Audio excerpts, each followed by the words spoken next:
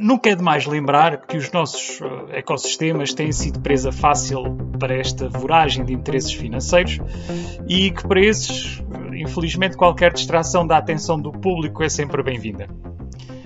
A pandemia inevitavelmente vai passar. Os problemas ambientais, não. E é necessário continuar a debatê-los e, sobretudo, a agir.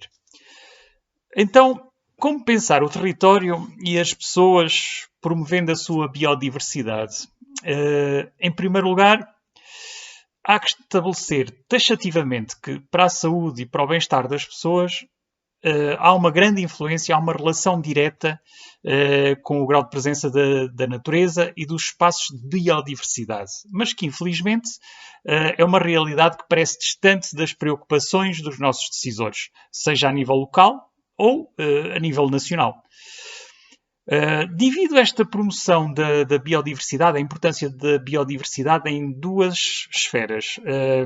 A dos espaços rurais e a dos espaços urbanos. Comecemos por estes últimos.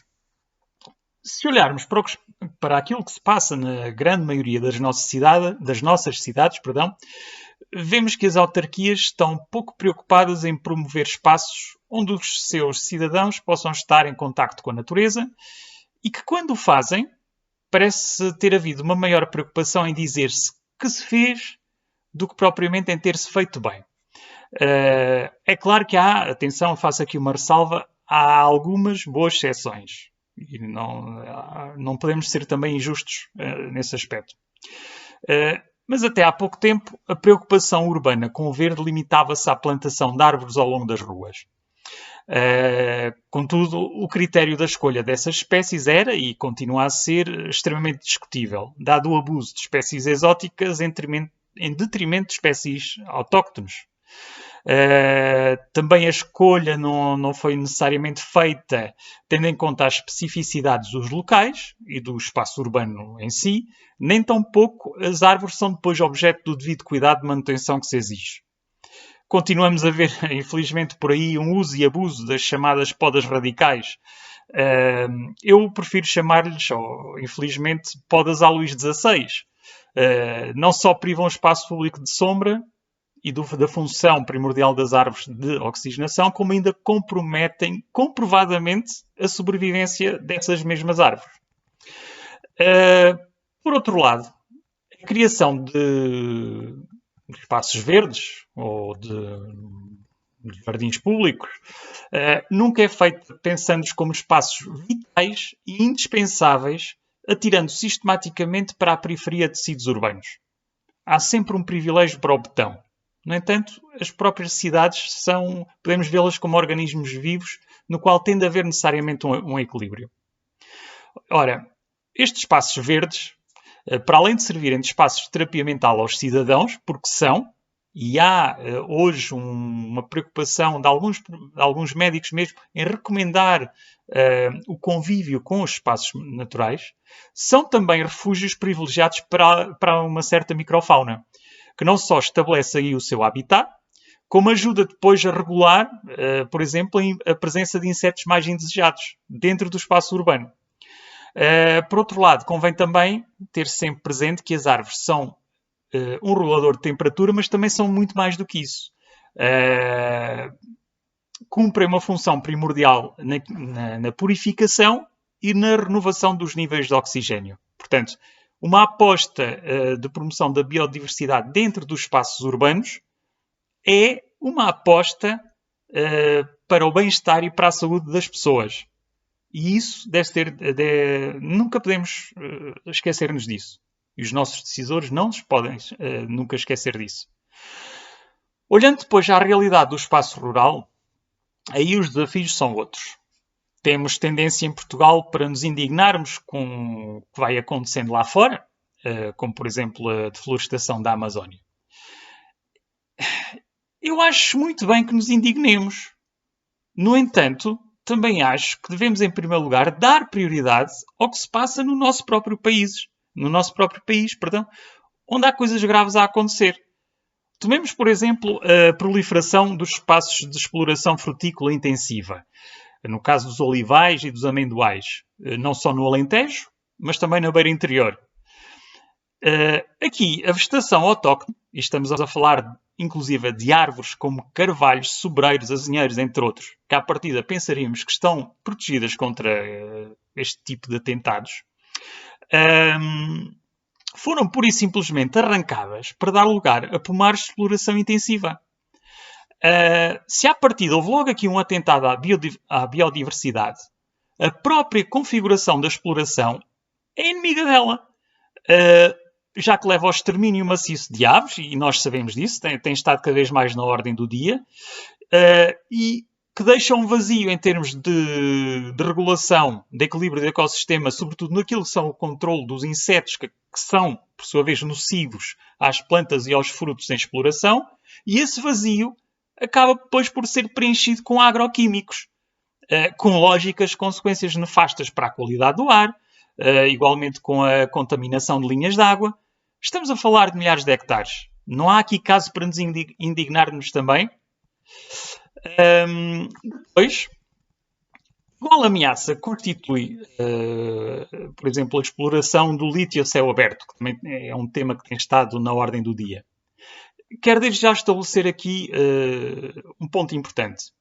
Eu não sou contra a exploração do lítio, mas defendo que as concessões para a exploração mineira devem obedecer a critérios muito apertados de regulamentação e que deve ser sempre avaliada a relação custo-benefício deste tipo de explorações, não só a nível nacional, mas, sobretudo, para as comunidades locais que vão sofrer na pele o impacto direto destas explorações. Estamos a falar na forma de poeiras, metais pesados, contaminação das linhas de água, lençóis freáticos, etc, etc, etc. É certo que depois há a promessa de requalificar e restabelecer o equilíbrio natural nos locais escavados após o fim da exploração. Tudo bem, mas o problema é até chegarmos a esse ponto. E depois há outra questão, que é o haver uma grande diferença entre o dizer e o fazer.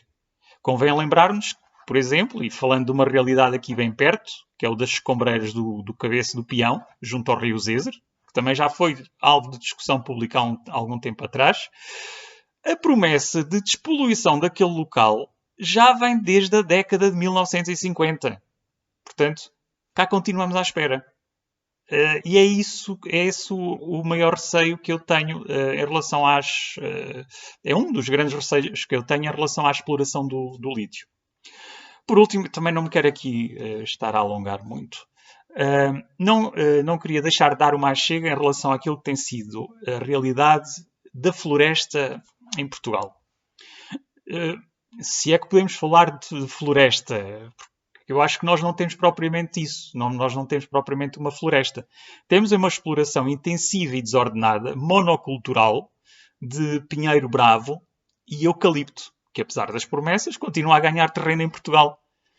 É um modelo económico florestal que já vem desde o Estado Novo e que nunca foi interrompido, apesar da discussão contínua sobre a necessidade de fazer evoluir estes modelos de gestão florestal, que também já vem desde essa altura, curiosamente, mas que se reacenderam especialmente nos últimos anos devido aos incêndios, aos grandes incêndios de que fomos tragicamente vítimas.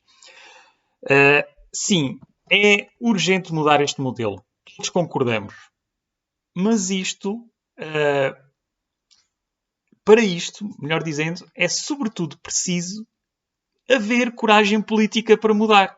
Porque não basta só limitarmos a discursos de circunstância, a palavras sonantes, a ação de baites de ocasião. É preciso haver coragem política para mudar os modelos atuais. Mas como é que podemos fazer isso quando os nossos decisores estão emaranhados na rede dos lobbies de celulose e quando temos pequenos silvicultores daquele espaço florestal obtêm um magro rendimento, se não arder entretanto, e que nunca conheceram outro modelo a não ser o atual. Este que lhes oferece, como eu disse, se não arder, a perspectiva de rentabilidade num espaço de tempo relativamente curto. Enquanto esta realidade continuar, dificilmente podemos evoluir.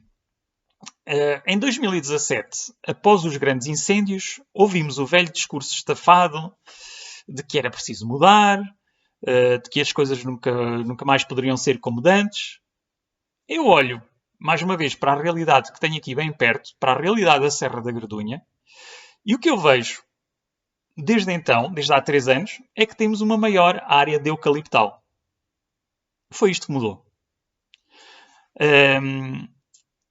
Uma coisa nós temos de... Há uma ideia que temos de alimentar e que temos de fazer vingar. É que é possível tirar outro tipo de rendimento dos espaços florestais. E estamos a falar de espaços florestais que eles próprios promovem biodiversidade. Os espaços florestais baseados em árvores autóctones. Podemos falar, por exemplo, do carvalho, do castanheiro. Está provado que o potencial de rendimento das florestas de carvalho e de castanheiro, embora seja menos rentável em espaços de tempo relativamente curtos, estamos a falar de espaços de 10 anos, por exemplo, é óbvio, não dão o rendimento que dão o pinheiro bravo e o eucalipto nesse espaço de tempo, mas a partir de 40 anos, o potencial de rendimento é claramente superior. E o que é que se pode fazer nesses 40 anos? Tem de haver uma intervenção, tem de haver uma ação do Estado para promover essa conversão florestal e para garantir, de certa forma, esta transição de 40 anos, até se começar a obter rendimento, até as pessoas perceberem que, de facto, é um modelo que pode resultar. O Estado tem de apoiar e de promover esta conversão. E isto tem de ser considerado de interesse nacional. Como eu disse atrás, é preciso coragem. Coragem para desmontar estas teias de lobbies, que atualmente gerem a floresta, e coragem também para levar as pessoas a abraçar a mudança e para agir nessa mudança.